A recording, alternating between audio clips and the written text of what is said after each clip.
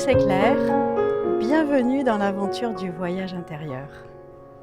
J'aime bien partager avec toi cette aventure et là il s'agit du voyage intérieur 7, moteur action. Et je vais te parler de l'intuition. Comment passer à l'action avec ton intuition?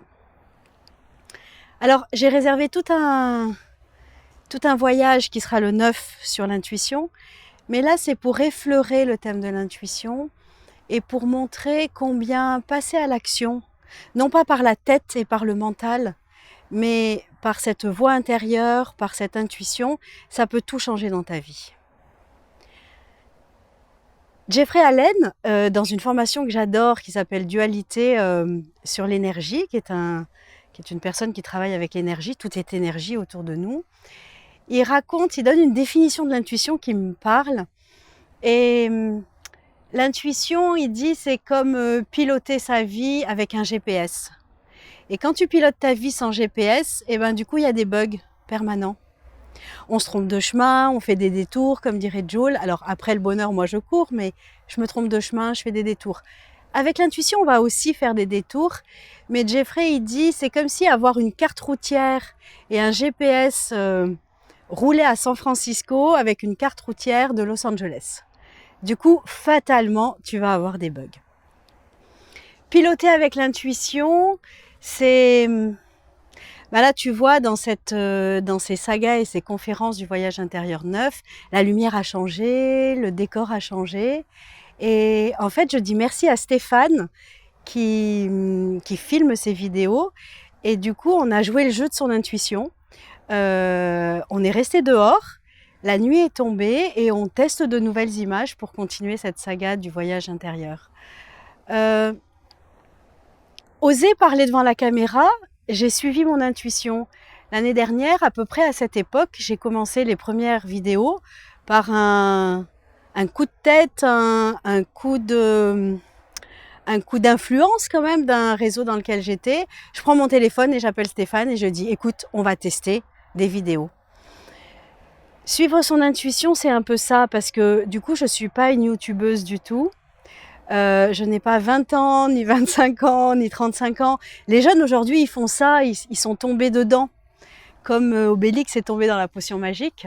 Pour moi, ça a été un exercice de suivre cette intuition sur un mode de communication et un mode d'expression que j'avais jamais testé dans ma vie. Donc je dis merci à Stéphane de m'accompagner et je dis merci à la vie de m'avoir guidée par cette intuition. Passer à l'action avec l'intuition, c'est écouter cette voix intérieure de qu'est-ce qui nous fait kiffer, qu'est-ce qui nous mobilise vraiment, écouter nos ressentis et de plus en plus finalement écouter quand la vie nous fait signe. Quand la vie nous fait signe, quand nos croyances limitantes, quand tout explose, quand le costume devient trop petit en fait. Et c'est ce qui m'est arrivé l'année dernière. Et à un moment donné, la vie m'a fait signe par des affiches de cinéma dans la rue.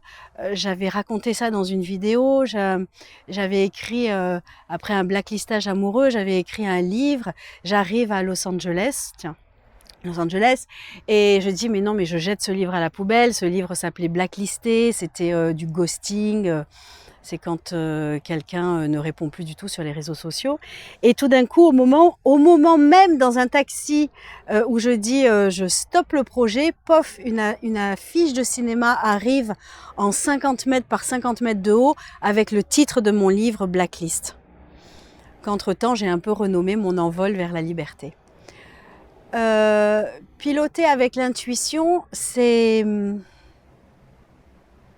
oser ne plus faire parler la tête et c'est oser finalement piloter autrement. C'est oser, ce que j'explique, c'est à un moment donné de ma vie de chef d'entreprise, j'étais dans l'impasse et j'arrivais plus à fonctionner comme avant. Or, j'avais de nombreuses bases de données, je suis une communicante, marketeuse, et j'avais vraiment à cœur de livrer les pépites qui m'avaient rendu la vie plus belle. Et j'ai commencé à écouter. J'ai commencé à Après une formation à l'école de l'intuition, j'ai commencé à faire l'exercice qu'on nous avait appris, un exercice où on coupe le cerveau rationnel, un exercice qui est utilisé par l'armée américaine pour trouver des fugitifs ou pour trouver des lieux à l'aveugle. Donc c'est vraiment une méthode très stricte que j'explique dans le voyage 9. Et grâce à cette méthode, j'ai posé la question. On verra tout à l'heure dans une autre conférence comme quoi la bonne question est souvent la clé. J'ai posé la question, mais ça a quelle forme ce que je vais raconter? Et j'ai fait l'exercice intuitif, phase 1, phase 2, phase 3, se connecter uniquement à ses ressentis, laisser aller sa main, avoir des adjectifs. Et du coup, ce qui est ressorti, c'est que j'ai envie de transmettre des pépites de sagesse, en fait. Finalement, ce Marshall Rosenberg, cette Byron Katie, ce Joe Dispenza, toutes les pépites qui m'ont rendu la vie plus belle, qui m'ont permis de passer au-delà et de déprogrammer au-delà de finalement nos peurs inconscientes et nos comportements inconscients. Et je me suis dit, mais ça a quelle forme ce truc-là que je veux raconter? Avec cette méthode, j'ai vu que ça devait être léger, ça devait être envolé, ça devait être aérien, ça devait être plein d'images, je dessinais les images, et en même temps il y a des textes, il y a des textes, il y a des textes, il y a des recherches.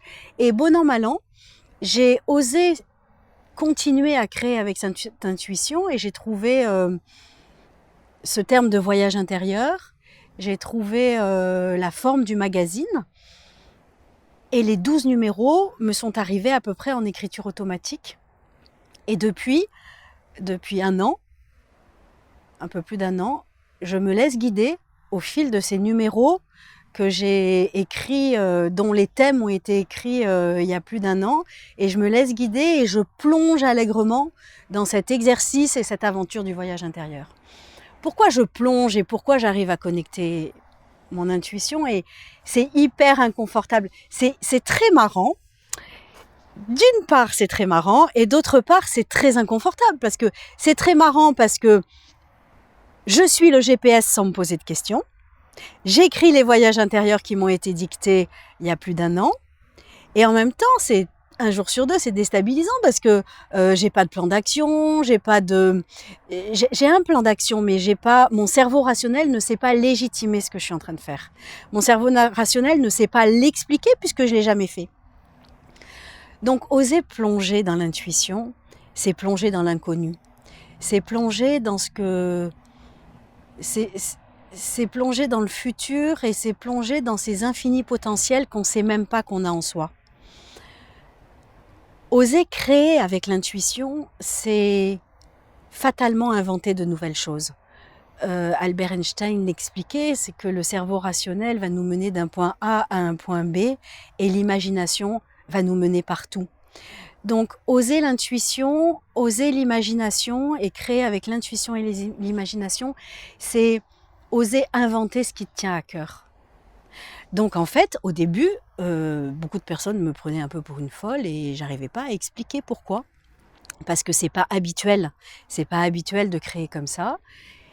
Et peu à peu, je me suis reconnectée avec le fait que l'un de mes rêves, et je savais pas que c'était l'un de mes rêves, L'un de mes rêves est quelque chose qui me passionne, c'est arriver à dénouer les araignées que j'ai dans la tête. C'est arriver à m'envoler vers la liberté, c'est arriver à être plus libre, c'est arriver à être moins dupe, c'est arriver à être moins dans l'éternelle résistance, comme je parlais dans une vidéo précédente. Et ce que je livre dans ce voyage 7, c'est que oser créer autrement, ça va pas se faire du jour au lendemain, mais oser écouter sa voix intérieure, oser écouter le GPS, oser écouter certains messages, oser écouter quand la vie te fait signe et que le costume est trop étroit, oser écouter la chenille qui est en train de se transformer en papillon. Le papillon, il peut avoir n'importe quelle forme, il peut avoir n'importe quelle couleur, et comme on disait, c'est pas forcément celui que nos professeurs nous ont appris, ou celui que nos mentors nous dictent, mais la couleur du papillon, c'est la tienne, c'est ta note, C'est la symphonie que dans une vie on est venu jouer. Et si un chanteur ne chante pas, il sera malheureux. Si un peintre ne peint pas, il sera malheureux. Et donc du coup, oser suivre sa voix et oser écouter cette boussole intuitive, ça permet d'être plus créatif, ça permet de plonger dans l'inconnu, ça permet pas à pas, on retombe, il faut de la patience, de changer d'habitude et d'inventer de nouveaux futurs. Voilà ce que j'avais envie de te livrer sur ce paragraphe que j'appelle « Créer autrement » et écouter sa petite voix, écouter la boussole intuitive et toujours pour plonger dans l'action, toujours pour expérimenter et pour mettre en œuvre ce savoir, pour mettre en œuvre ces pépites qui nous permettent de se rendre la vie plus belle. Oh, trop forte. Ça a été bien placé quand même, se rendre la vie plus belle.